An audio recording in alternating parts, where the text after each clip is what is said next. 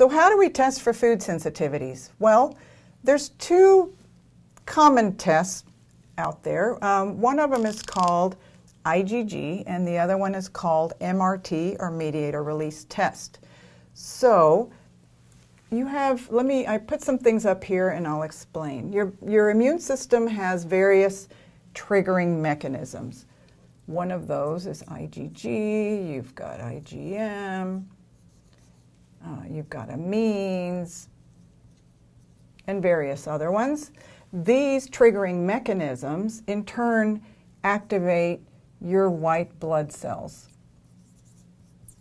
Your white blood cells, in turn, release inflammatory chemicals with really funky names like interleukins, prostaglandins, TNF-alpha. There's hundreds of them.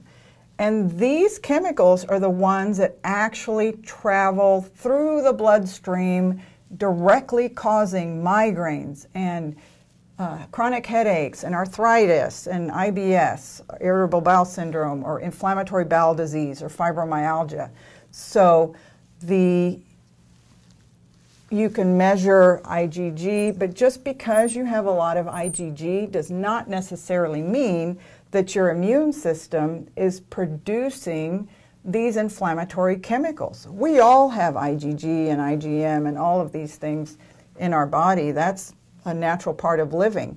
But if you are producing an excessive amount of inflammatory chemicals like interleukins and TNF-alpha, that's when we start having inflammation and symptoms. So that is what we want to measure, and that is what the mediator release test measures, which is why it's the best test for food sensitivities. Yeah, and what's the question I'm asking?